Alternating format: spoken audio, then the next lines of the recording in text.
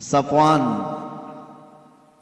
بن امیہ، جن کے متعلق میں نے اسے قبل بھی بیان کیا تھا، جنگ بدر میں امیہ جس کو قتل کیا گیا تھا، صفوان امیہ کا بیٹا حضور پاک صلی اللہ تعالیٰ علیہ وسلم سے ملنے کے لیے آیا، اور اللہ کے نبی صلی اللہ تعالیٰ علیہ وسلم سے اس نے سوال کیا، کیا آپ مجھے کچھ دے سکتے ہیں؟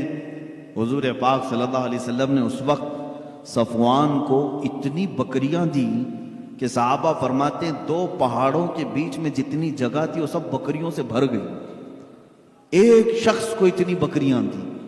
اب وہ جا کر کے مکہ میں، وہ اسلام قبول کر چکے تھے بعد میں، وہ صحابی رسول، اپنی پوری قوم کو بتایا، اے لوگو بھلائی چاہتے ہو تو اسلام میں آؤ، اس لیے کہ رسول اتنا دیتے ہیں کہ تمہاری 7 پشتیں گزار لیں گی۔ محمد صلی اللہ علیہ وسلم اتنا دیتے ہیں کہ تمہاری 7 پشتیں کھا کر آرام سے گزارا کریں گی۔ حضور اکرم صلی اللہ تعالیٰ علیہ وسلم کی زندگی پاک میں جب کبھی کسی نے آپ سے کسی چیز کا سوال کیا اور اگر اس وقت آپ کے پاس نہ رہا مال تو کیا حضور منع کر کے کل کے لیے ٹال دیتے؟ صحابی رسول فرماتے، حضرت عمر فاروق رضی اللہ تعالیٰ عنہ بھی مجلس میں حاضر ہیں، ایک مرتبہ 90,000 درہم آئے حضور کے پاس، 90,000 درہم بانٹتے رہے سب ختم ہو گئے۔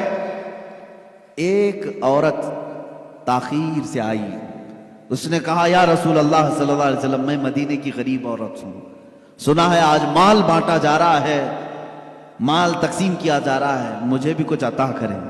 حضور پاک صلی اللہ علیہ وسلم نے فرمایا، سب بٹ گیا ہے، یہ نہیں فرمایا کہ اب کیا دوں گا، ہو گیا چلو ختم ہو گیا، نہیں، رسول کریم صلی اللہ تعالیٰ علیہ وسلم نے حضرت عمر سے فرمایا، کہا، اے عمر، کیا مجھے 2 دن کے لیے قرضہ مل سکتا ہے؟ قرض میں کچھ درہم مل سکتے ہیں؟ کہا، رسول پاک صلی اللہ تعالیٰ علیہ وسلم نے ایک شخص سے قرض لیا، قرض لے کر کے اس خاتون کو جتنی ضرورت تھی وہ پورا مال دیا، اور قرض خواہ سے کہا کہ تیرا ذمہ میرے اوپر ہے، میں تیرا قرض ادا کروں گا۔ ایک مرتبہ نہیں، کئی مرتبہ ایسے معاملات آئے ہیں۔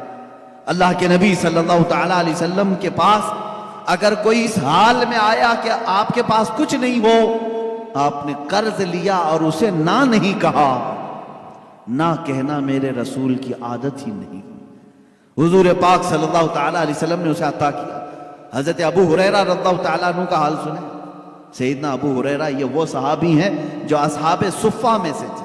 اصحاب صفہ ان صحابہ کو کہتے ہیں جو اپنا گھر بار سب چھوڑ کر کے بارگاہ رسول میں رہتے تھے۔ مسجد نبوی سے لگ کر کے ایک کٹا تھا جس پر ایک چھوٹی سی چھت بنائی گئی تھی چھپر کی، اس کے نیچے 70 صحابہ رہتے تھے، ان کا گھر بھی وہی تھا، ان کی کل جہاں وہی تھی۔ ان کا کھانا پینا کیا تھا؟ حضور پاک صلی اللہ تعالیٰ علیہ وسلم کی بارگاہ میں کچھ بھی صدقہ آ جائے تو یہی 70 صحابہ کو حضور پیش کر دیتے، حضور صدقہ نہیں استعمال فرماتے۔ حضرت ابو ہریرہ فرماتے ہیں ایک مرتبہ ایسا ہوا کہ 2 دن تک کھانے کو کچھ آیا ہی نہیں، کچھ نہیں ملا۔ حضرت ابو ہریرہ کہتے ہیں میں مسجد سے باہر نکل آیا روڈ پر، یعنی راستے پر، میں یہ دیکھنے کے لیے کہ حضور اگر باہر نکلیں گے تو پیٹ کو کچھ راحت مل جائے گی۔ کیسی راحت؟ کھانے کی نہیں۔ حضرت ابو ہریرہ فرماتے ہیں صحابہ کا معمول یہ تھا اگر شدت کی بھوک لگتی تو کیا کرتے تھے جانتے ہیں؟ چہرے رسول کو دیکھتے تھے۔ حضرت ابو ہریرہ کہتے ہیں حضور کو دیکھنے سے بھوک کا اثر کم ہوتا تھا، میں انتظار میں کھڑا رہا رسول پاک صلی اللہ تعالیٰ علیہ وسلم تشریف لائیں، جلوہ جہاں آرا کی زیارت کروں اور پیٹ کے درد یعنی بھوک کی شدت کو کم کروں۔ کہتے ہیں میری خواہش ہی ہوئی تھی کہ میرے آقا اپنے دروازے سے باہر تشریف لائیں۔ حضرت ابو ہریرہ دوڑتے ہوئے گئے، کہتے ہیں میں جھک گیا تھا بھوک کی وجہ سے۔ اللہ کے نبی صلی اللہ تعالیٰ علیہ وسلم نے پوچھا ان سے، ابو ہریرہ اس دوپہر کے وقت کس چیز نے تجھے باہر نکالا؟ کون سی چیز تجھے باہر لے آئی؟ حضرت ابو ہریرہ کے اپنے پیٹ کی طرف اشارہ کر کے کہنے لگے، یا رسول اللہ صلی اللہ علیہ وسلم، بھوک ہے، بھوک ہے۔ حضور اکرم صلی اللہ تعالیٰ علیہ وسلم مسکرائے۔ حضرت ابو ہریرہ فرماتے ہیں اللہ کے نبی صلی اللہ علیہ وسلم نے اپنا جبہ اٹھایا اور دکھایا تو اس پر 2 پتھر بندھے ہوئے تھے۔ حضرت ابو ہریرہ نے پوچھا یا رسول اللہ صلی اللہ علیہ وسلم یہ کس کے لیے؟ میرے آقا صلی اللہ علیہ وسلم نے فرمایا ابو ہریرہ پچھلے 3 دن سے میرے گھر میں بھی فاقہ ہی ہے، لیکن اس پر بھی مسکراہٹ ہے، شکوہ و شکایت نہیں۔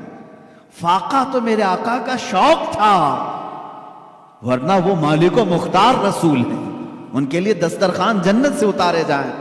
فاقہ میرے آقا کا شوق تھا۔ حضور پاک صلی اللہ تعالی علیہ وسلم جب یہ کہتے ہیں تو حضرت ابو ہریرہ نے کہا ان کے گھر میں 3 دن سے فاقہ ہے، میں تو 2 دن سے بھوکا تھا، اب کیا کہوں؟ لیکن یہاں پر بھی نہ کہنا میرے آقا کی عادت نہیں۔ ابو ہریرہ سے کہا چلو تمہارا کچھ نہ کچھ انتظام کریں گے۔ لے کر کے راستے سے چلے تو حضرت ابو بکر و عمر بھی مل گئے، وہ دونوں بھی بھوکے تھے، وہ بھی بھوک کی وجہ سے ہی باہر نکلے تھے۔ حضور صلی اللہ تعالی علیہ وسلم ان ساتھیوں کو لے کر سیدھے ابو ایوب انصاری کے مکان پر آئے، میزبان رسول تھے۔ اللہ کے نبی صلی اللہ تعالی علیہ وسلم ان کے گھر پر اکثر جایا کرتے تھے۔ وہ کتنے خوش نصیب صحابہ ہیں جن کے گھر کائنات کا آقا آتا ہو۔ حضور صلی اللہ تعالی علیہ وسلم خود تشریف لے آتے۔ حضرت ابو ایوب انصاری گھر پر تھے، دیکھا حضور پاک تشریف لائے۔ حضور نے خود پوچھا کہ ابو ایوب گھر میں کھانے کا کچھ ہے؟ انہوں نے کہا اے اللہ کے نبی صلی اللہ تعالی علیہ وسلم پکا تو کچھ ہے نہیں، آپ حکم فرما دیں تو ایک بکری کا بچہ ہے اسے ذبح کر دوں۔ حضور اکرم صلی اللہ علیہ وسلم نے حکم فرمایا، بکری ذبح ہو گئی۔ اب یہاں پر دیکھیں یہ صحابہ حضور کے ساتھ دسترخوان پر ہیں، بکری ذبح ہوئی صحابی رسول کے گھر میں۔ حضرت ابو ایوب یہ کبھی نہیں سوچتے تھے ایک ہی بچی ہے وہ بھی مہمان آ گئے، بلکہ وہ جب بھی حضور تشریف لاتے وجد میں آتے تھے، اپنی خاتون سے کہتے تھے کہ آج میری کامیابی کا دن ہے، آج ہمارے اوج ہیں، آج ہمارے مقدر جاگے ہوئے ہیں۔ حضرت ابو ایوب کے گھر کھانے سالن بنا گوشت کا۔ حضرت ابو ہریرہ فرماتے ہیں کہ گوشت کے سالن کے انتظار میں ہم تھے، کافی بھوکے تھے، بھوک کتنی لگی ہوئی تھی، لیکن دسترخوان پر جب سالن بن کر کے آیا، میرے عزیزو یہ رسول پاک کا وہ گھرانہ ہے جو پوری کائنات کو نوازتا ہے، لیکن خود اللہ کے حبیب صلی اللہ تعالی علیہ وسلم نے سادگی کو پسند فرمایا۔ یہ آپ کا فخر تھا۔ دسترخوان پر سالن آیا، حضرت ابو ہریرہ اس وقت تک یہ سوچتے تھے شاید میرے سے زیادہ بھوکا کوئی نہیں ہوگا، میرے سے زیادہ کوئی بھوکا نہیں رہے گا۔ جب سالن ڈالا جانے لگا تو میرے آقا صلی اللہ علیہ وسلم نے ایک اور کٹوری منگوائی، سالن کو نصف کیا اور کہا جاؤ میری بیٹی فاطمہ کے گھر دے آؤ، اس لیے کہ پچھلے 9 دن سے وہ فاقے میں ہے۔ اللہ اکبر!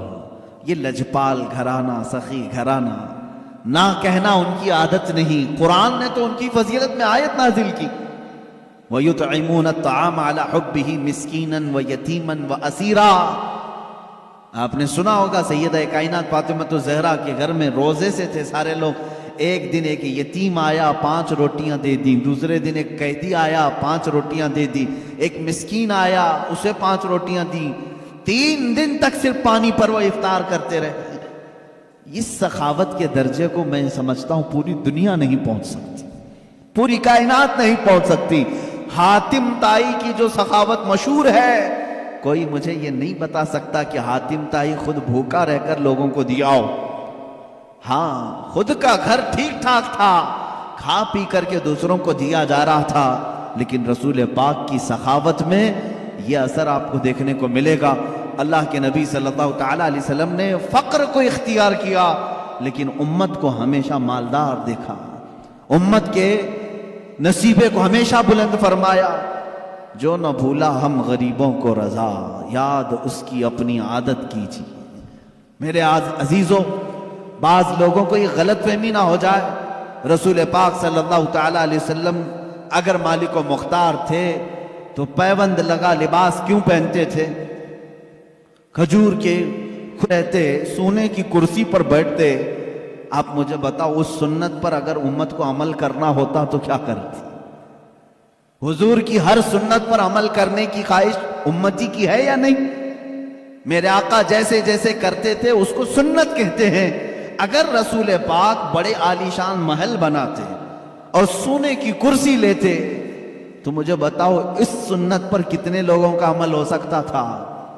حضور کی پوری زندگی ایسی عادتیں ہیں کہ بغیر چھت والا غریب بھی میرے آقا کی سنت پر عمل کر سکتا ہے۔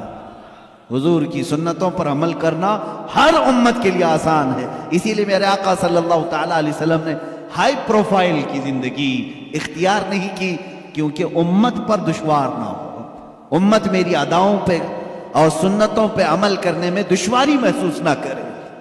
اب آئیں اللہ کے نبی صلی اللہ تعالی علیہ وسلم جو بے انتہا عطا کرتے تھے، بے حساب نوازتے تھے، اس کی چند مثالیں میں عرض کروں۔ بارگاہ رسالت مآب صلی اللہ تعالی علیہ وسلم سے کس کو کیا ملا ہے یہ وہ لوگ بتائیں گے جن کو ملا ہے۔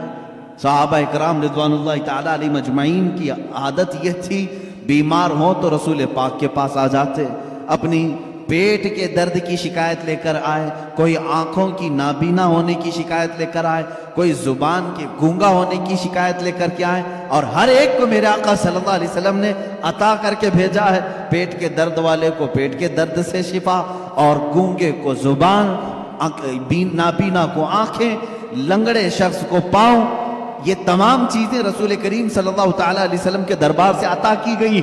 اب مسئلہ یہاں آتا ہے، اب جب ہم یہ بیان کرتے ہیں رسول سخی تھے، بے حساب عطا کرتے تھے، تو کچھ لوگ کہتے ہیں ہمیں ایکسپٹ ہے اس چیز کو، ہم مانتے ہیں، لیکن وہ ان کی زندگی میں تھا، اب تو وہ قبر میں جا چکے، اب وہ قبر میں جا چکے، اب تم مت مانگو۔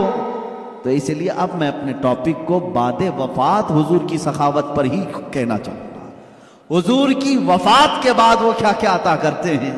میرے عزیزو، مثالیں یہاں ہمارے پاس جتنی موجود ہیں کتابوں میں، حضور کی حیات سے زیادہ وفات کے بعد کی ہیں، کیونکہ میرے آقا صلی اللہ تعالی علیہ وسلم اپنی ظاہری حیات میں 63 سال تک رہے، لیکن وفات ہو کر کے اب 14 صدیاں قریب آ گئی ہیں، یعنی 1390 سال سے زیادہ قریب ہو گئے۔ اللہ کے حبیب صلی اللہ تعالی علیہ وسلم کی اتنے لمبے عرصے میں کیا امت کو کبھی کچھ نہیں ملا وہاں سے؟ جس کو نہیں ملا ہوگا وہ الگ بات ہے، لیکن جن کو ملا ہے وہ وقت کے تاجدار ہیں، محدثین ہیں، فقہاء ہیں، علماء ہیں، جن کے جھوٹ بولنے کے متعلق کبھی امت تصور نہیں کر سکتی۔ اتنے سارے لوگوں نے روایات کیا ہے میرے آقا صلی اللہ تعالی علیہ وسلم کی عطا کے سلسلے